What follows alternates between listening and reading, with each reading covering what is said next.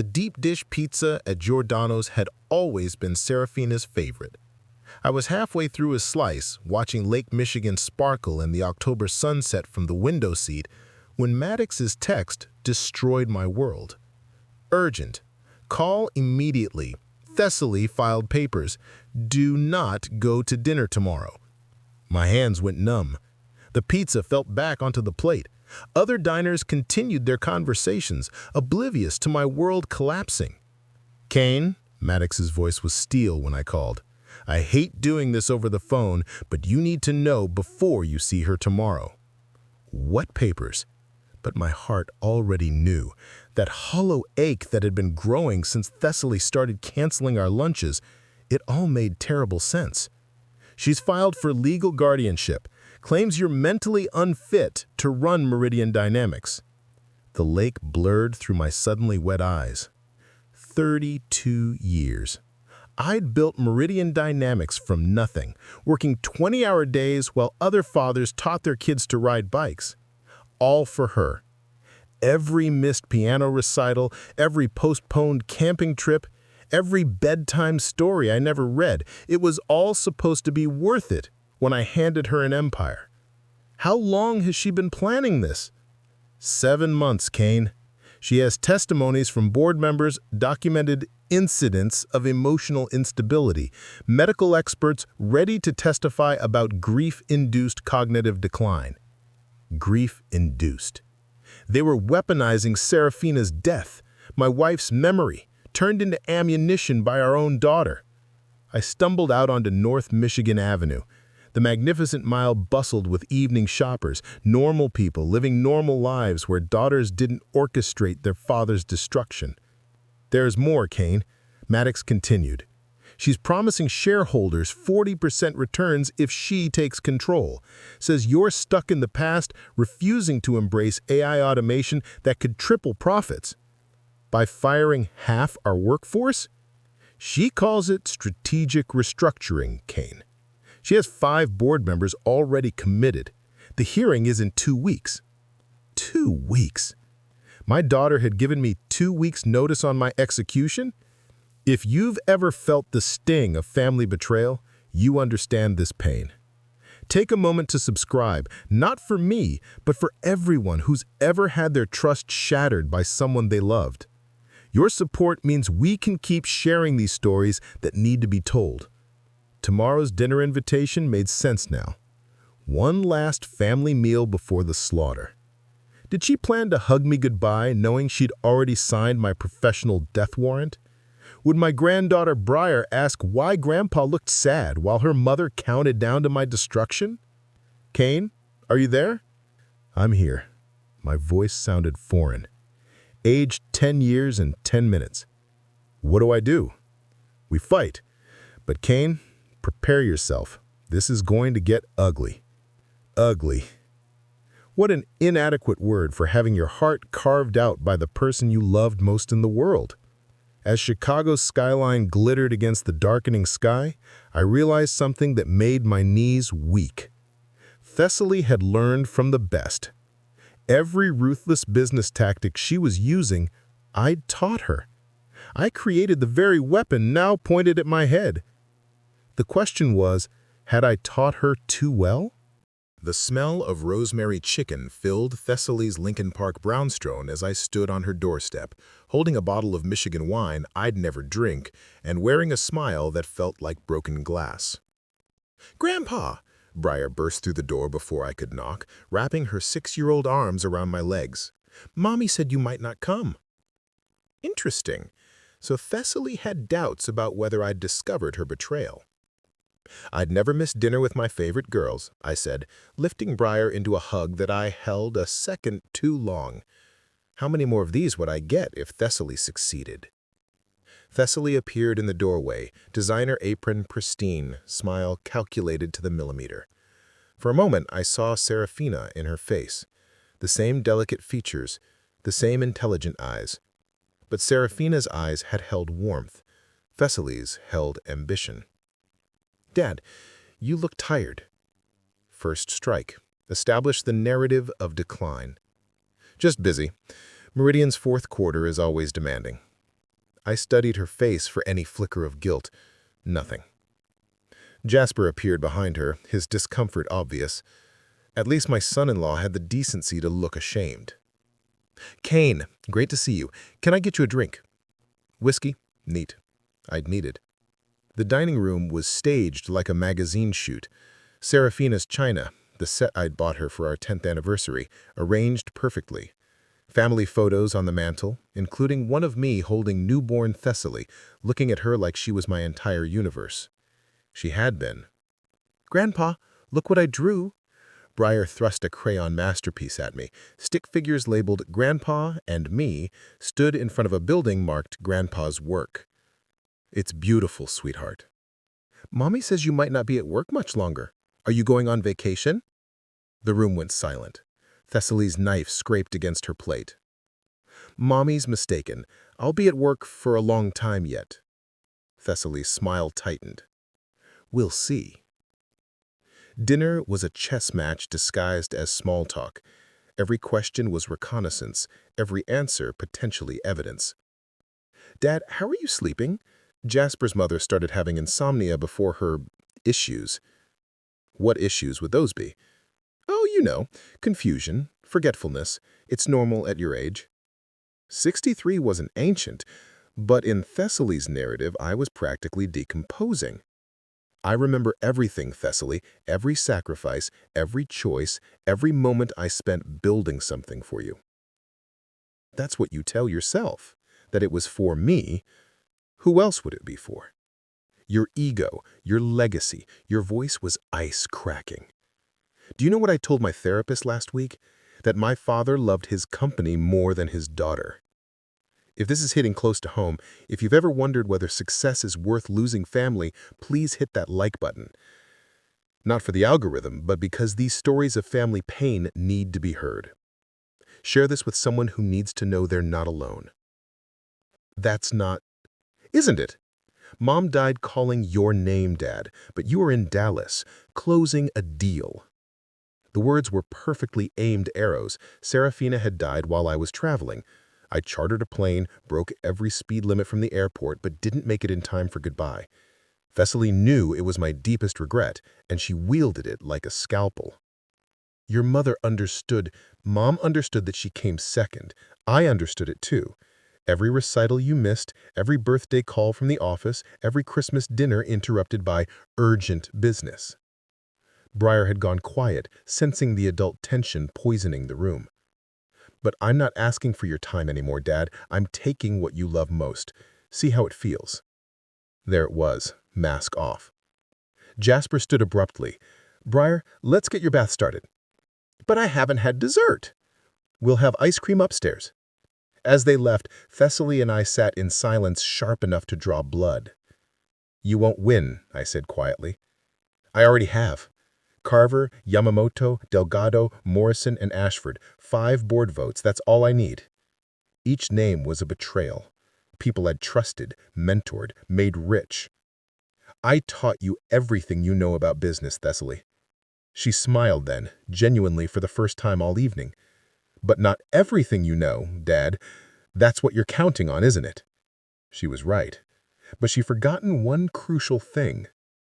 I hadn't just built Meridian Dynamics. I'd built it to be indestructible, even from her. Ryland Cross's Oak Brook estate looked like a war room. Papers covered every surface, laptops hummed with data streams, and the coffee pot hadn't been empty in 72 hours. "Kane, you need to see this." Ryland pulled up financial records on his main screen. "Thessaly's been moving money." "What kind of money?" $1.3 million over 4 months. Small transfers, different accounts, but all leading to one place, Cordelia Vance's law firm. Cordelia Vance, Chicago's most ruthless corporate attorney. She specialized in hostile takeovers disguised as family interventions. "That's embezzlement." "That's just the beginning." Ryland opened another file. "She's been recording you." My blood went cold. Recording? Every dinner, every phone call for the last 7 months. She's compiled a greatest hits album of every time you raised your voice, showed frustration, or mentioned Serafina. He played a clip. My voice, talking about how Serafina would have handled a board conflict. Out of context, it sounded like the ramblings of a man lost in the past. There's more. She hired a private investigator. To follow me? To build a psychiatric profile. Every doctor's appointment, every therapy session after Serafina's death, every prescription. She's painting a picture of a grieving widower who can't let go. I sank into Ryland's leather chair. Outside, the suburban Chicago landscape stretched endlessly, peaceful and oblivious to my turmoil. How did I not see this? Because she's your daughter. We don't expect betrayal from our children. Maddox arrived with more ammunition. Kane, I found something interesting about Miss Vance. He spread out legal documents. She was censured by the Bar Association 3 years ago. Falsified medical testimony in a competency hearing. The victim was another CEO, another daughter trying to take control. The victim won? Destroyed them both. The daughter went to prison for fraud. Vance barely kept her license. A plan began forming. Thessaly thought she was playing chess, but she didn't realize the board was rigged. What about the board members she's turned? Ryland pulled up emails. Yamamoto is wavering. He respects you, Kane. One conversation might flip him back. And the others? Carver's in debt. Thessaly promised him a bonus package that would solve his problems. Delgado wants the CEO chair for herself eventually. She's using Thessaly as a stepping stone. Every alliance she'd built was transactional. None of them actually cared about her. There's something else, Maddox said quietly. The private investigator she hired, Griffin Murphy, he came to me yesterday. He flipped? He recorded her instructing him to find or create evidence of your incompetence. That's conspiracy to commit fraud. If you're still watching, it's because you understand that family betrayal cuts deeper than any other wound. Please, take 5 seconds to subscribe. Not because I'm asking, but because somewhere, someone needs to hear they're not alone in their pain. Your subscription helps us reach them. Storm clouds gathered over the Chicago suburbs, matching my mood. 3 old friends, planning to save my company from my daughter. It felt like preparing for a funeral. She's been telling Breyer you're sick, Ryland said suddenly. What? My assistant's daughter goes to the same school. Breyer's been telling kids her grandpa's going away because his mind is broken. That was the final straw, using my granddaughter as a weapon. When's the board meeting? Thursday. Emergency session. She's planning to present her case for immediate temporary control. 3 days. Then we have 72 hours to destroy my daughter's credibility without destroying my daughter. Ryland and Maddox exchanged glances. Kent, you might have to choose, your company or your relationship with Thessaly. She already made that choice for me. But as I stared at the evidence of Thessaly's betrayal spread across Ryland's office, I couldn't help but remember the little girl who used to wait at the window for Daddy to come home. The one who had drawn pictures of us working together someday. That little girl was gone. The question was, had I killed her? Or had she killed herself? Thunder rattled the windows, and I had my answer. The boardroom at Meridian Dynamics had witnessed 30 years of battles, but none like this. Thessaly entered wearing Serafina's pearls, a calculated emotional assault, flanked by Cordelia Vance and 2 associates. I sat at my usual place at the head of the table, feeling like Caesar in the Senate, counting potential knives. Thank you all for attending this emergency session, Thessaly began, not waiting for formalities. What I'm about to share is painful but necessary. She clicked her remote. My face appeared on the screen, tired, older, human. My father built something remarkable, but empires fall when their emperors refuse to acknowledge weakness. Click. Financial projections showing Meridian's growth slowing compared to competitors. Click. Quotes from employees about my resistance to change. Click. A photo of Serafina, designed to remind everyone of my grief.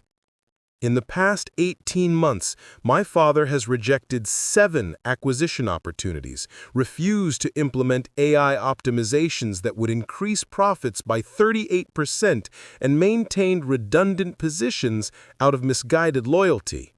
Delgado nodded. Morrison took notes. Carver avoided my eyes.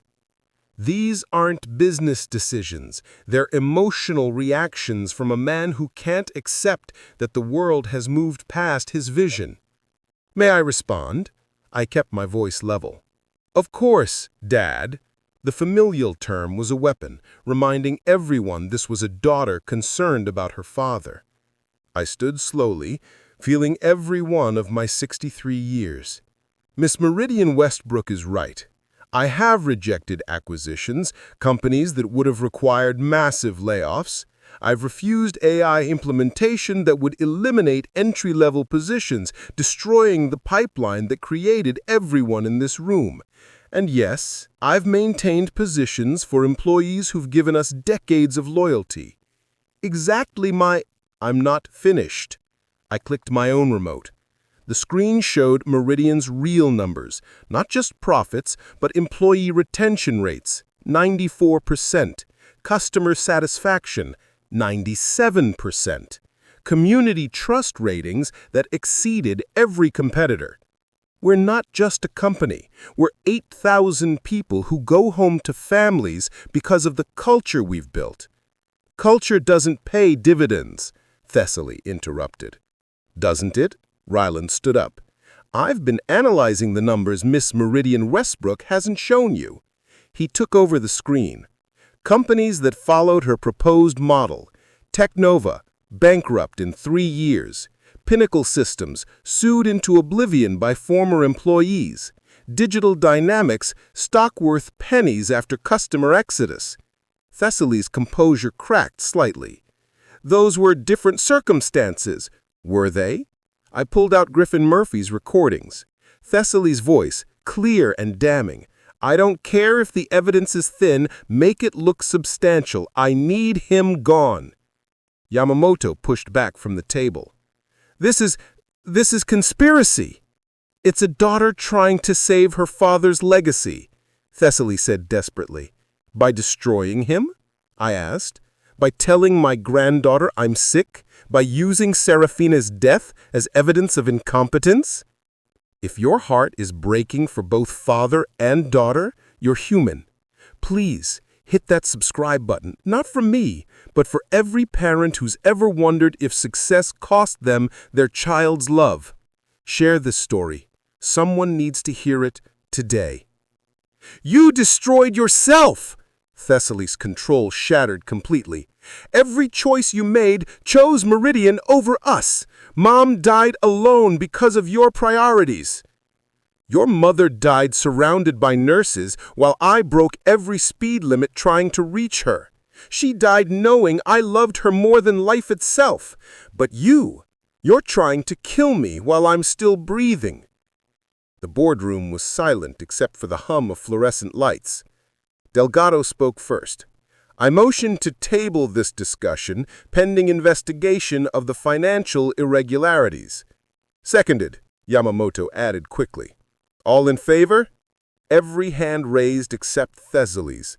She stood there, designer suit perfect, Serafina's pearls gleaming, victory slipping through her manicured fingers.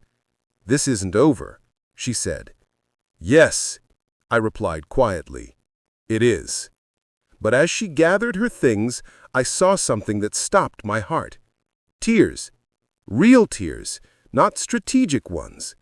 My daughter was crying, and despite everything, all I wanted to do was hold her. Cordelia Vance's Loop office building stood like a glass monument to ambition. I shouldn't have been there, but Griffin Murphy's call had been urgent. She's planning something desperate. I found Thessaly in the parking garage, loading boxes into her Tesla. She looked up, mascara streaked, facade completely gone. Come to gloat? I came to talk to my daughter. Your daughter? She laughed bitterly. When was I ever that? I was your heir, your protege, your eventual replacement. But your daughter? She slammed the trunk. Do you know what Mom told me the night before she died? My chest tightened. Thessaly. She said, don't blame him. He loves the only way he knows how, through absence and accomplishment. The words hit like physical blows. Even dying, she was making excuses for you, and I hated her for it. I hated her for accepting scraps of your attention like they were feast days. Your mother understood that she was married to Meridian Dynamics, that she was raising me alone while you built your empire? Yes, she understood perfectly. Thessaly leaned against her car, suddenly looking like the exhausted single mother she was, not the corporate warrior she pretended to be. Do you know why I really did this? To take Meridian. No, Dad, to see if you'd choose me. Just once, choose me over the company. The garage's fluorescent lights hummed. Somewhere, a car alarm echoed. But you didn't, did you? Even faced with losing me forever, you chose Meridian. You tried to destroy everything I built. I tried to destroy the thing you loved more than me.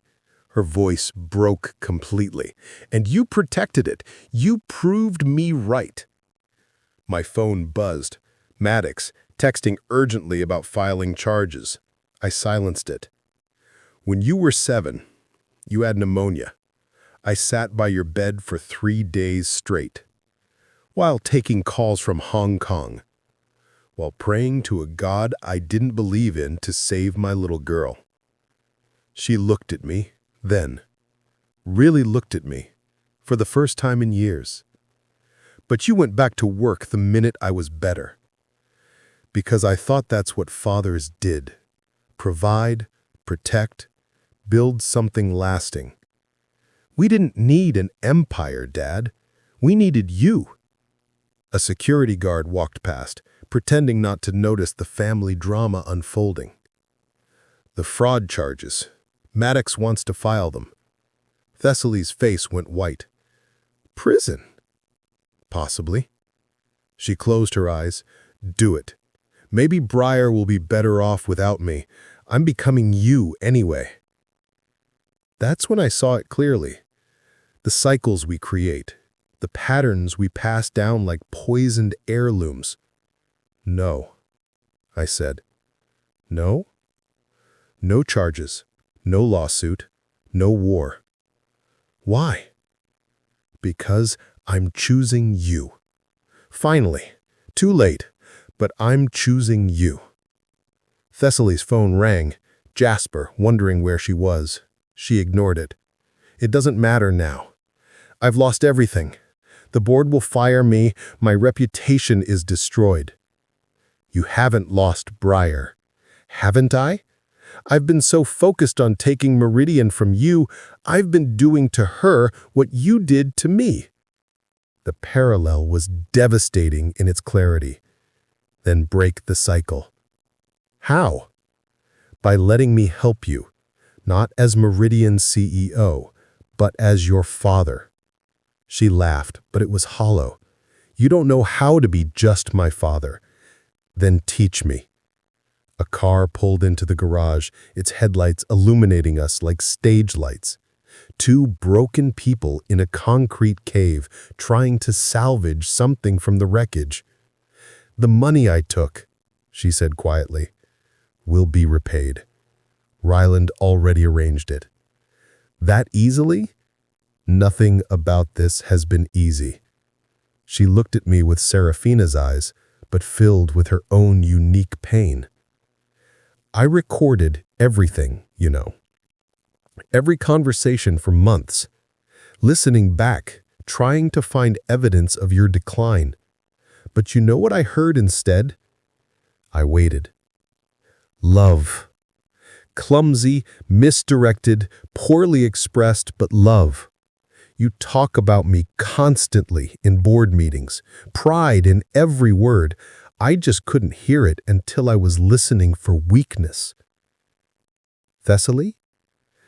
I'm sorry, Dad, for all of it. So am I. But sorry didn't erase the damage. Sorry didn't rebuild trust. Sorry was just the first step on a very long road. We'd have to walk together, or not at all.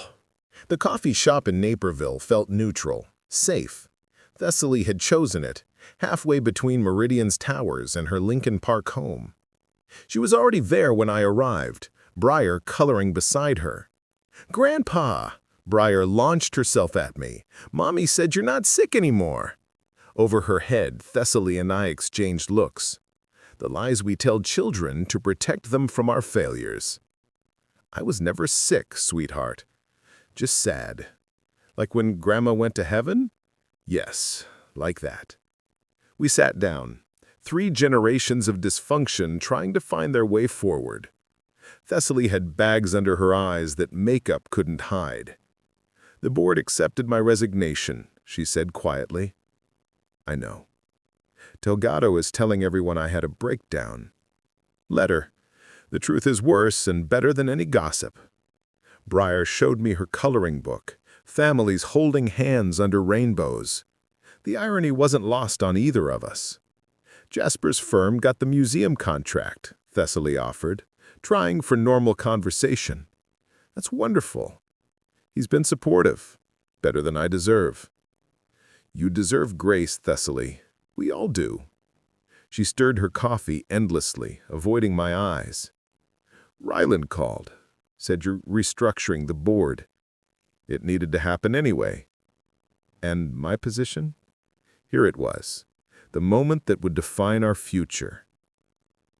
"I want to offer you something different." She looked up sharply.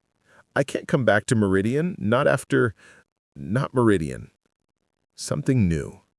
A foundation in Serafina's name, real work, not just charity galas.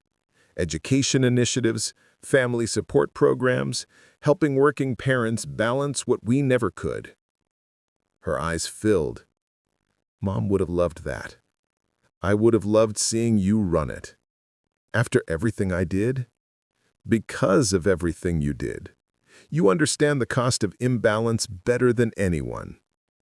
Briar looked up from her coloring. "Are you and Mommy friends again?" "We're trying," I said.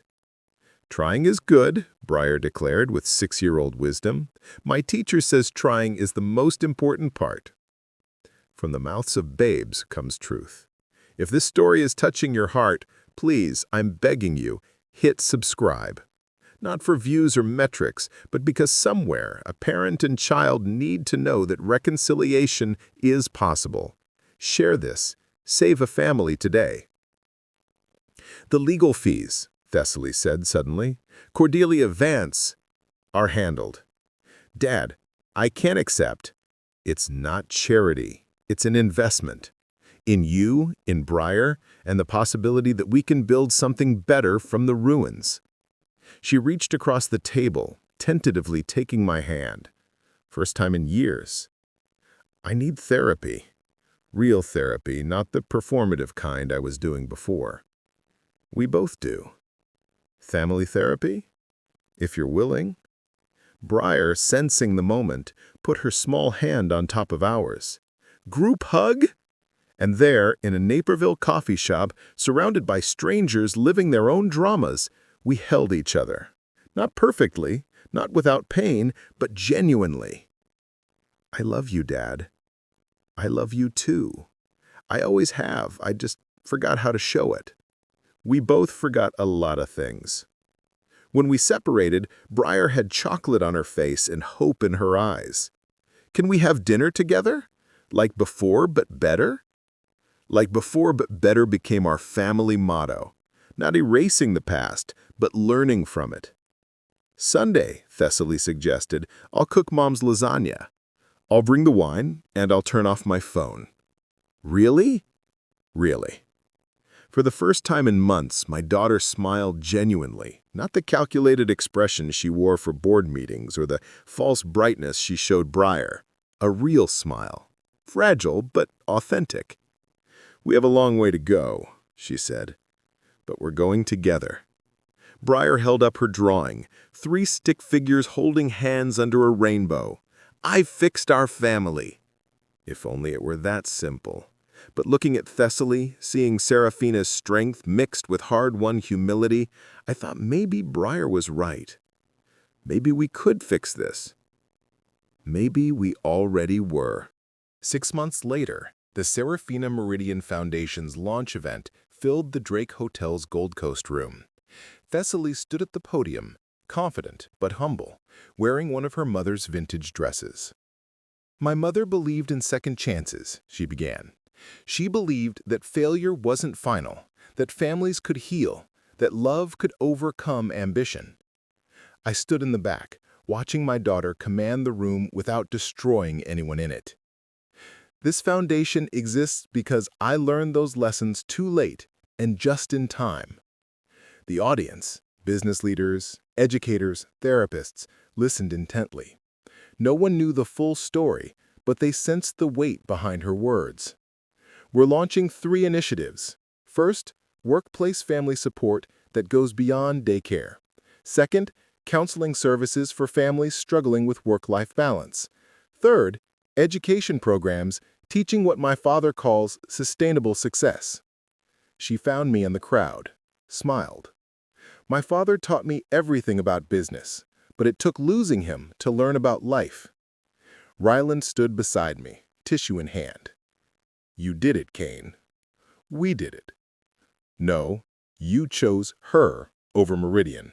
That saved you both." On stage, Thessaly introduced the board of directors. Diverse, experienced, committed to the mission. Everything Meridian's board should have been.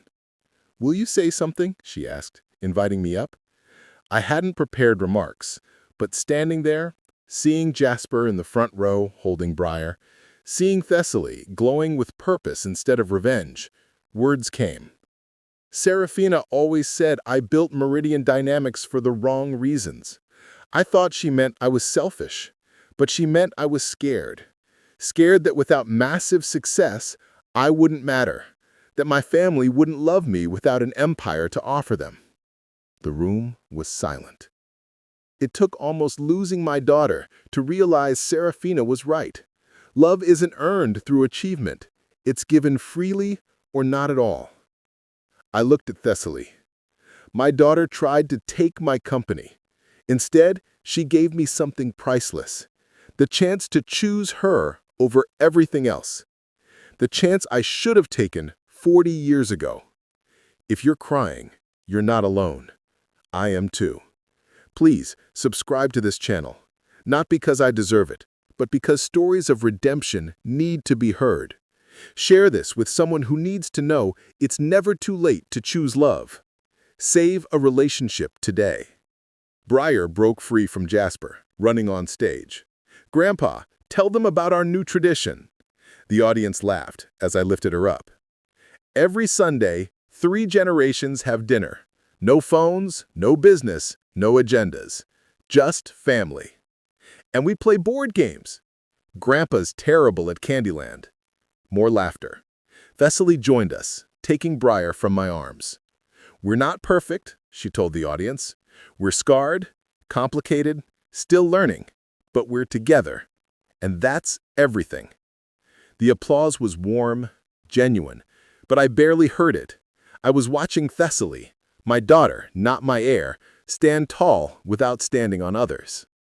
Afterward, at the reception, Yamamoto approached me. "Kane, the board wants you to reconsider retirement." "My decision stands. Ryland will make an excellent CEO. And you?" "I'm learning to be a grandfather. Turns out it's harder than running a multinational corporation." He laughed, moved on. Other well-wishers approached, but I kept watching Thessaly work the room. Not manipulating, not calculating, just connecting. "She's remarkable," Jasper said, appearing beside me. "She always was. I just taught her to hide it." "You're both learning." Briar tugged my hand. "Grandpa, Mommy says you're going to teach me about business." "Would you like that?" "Only if we can also play." "Deal." As the evening wound down, Thessaly found me on the ballroom's terrace, Chicago's lights twinkling beyond. "Thank you," she said simply. "For what?" "For choosing me. Finally. Thank you for forcing the choice." We stood together, father and daughter, watching the city lights. Mom would be proud. Of you. She was always proud of you. Of us, Dad, of what we're becoming. A year ago, she'd tried to destroy me. Now, we were building something together. Not an empire, something better. A family. The old warehouse in Schaumburg looked nothing like it had 33 years ago when Meridian Dynamics was born here. But I'd bought it back, turned it into something new. "This is where you started?" Thessaly asked, running her hand along the original workbench I'd preserved. "Your mother and I worked 18-hour days here. She handled the books while I wrote code."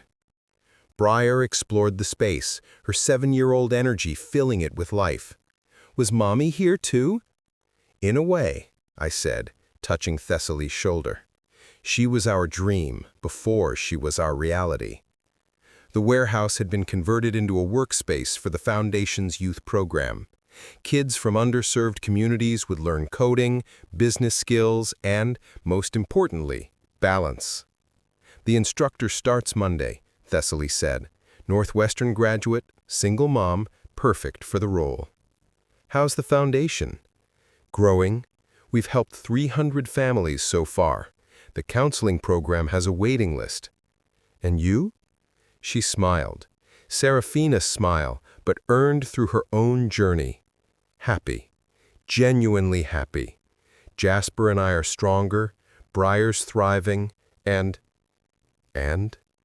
I'm pregnant." The words hung in the air like grace. "Thessaly, that's wonderful." "We're naming him Cain, if that's okay." I couldn't speak. Seraphina should have been here for this moment, but somehow I felt her presence in Thessaly's eyes, in Briar's laughter, in the possibility of redemption multiplying. "Grandpa's crying," Briar announced. "Happy tears," I managed. "The best kind," Thessaly agreed, pulling me into a hug. "If you've stayed until the end, you understand that success means nothing without family. Please, I'm begging with everything in me, subscribe to this channel. Your subscription isn't just support, it's a statement that love matters more than ambition. Share this story with someone who needs to hear that it's never too late to come home. You might save a family today. You might save your own." That evening, we had our weekly dinner. Rylan joined us, part of our extended family now. The table that had once hosted strategic planning now held coloring books and ultrasound photos. "Tell the story again, Grandpa," Briar requested. "Which beginning?" "All of them." So I told her about starting Meridian in a warehouse, about meeting her grandmother, about making mistakes that took decades to fix. But mostly, I told her about endings that became beginnings. Thessaly served Seraphina's lasagna. She'd finally mastered the recipe. Jasper poured wine, sparkling juice for Briar. Ryland shared embarrassing stories from the early days. "What will you teach baby Cain?" Briar asked. I looked at Thessaly, my daughter who'd found her way back, who'd forced me to find mine. That love isn't earned, it's given. What else?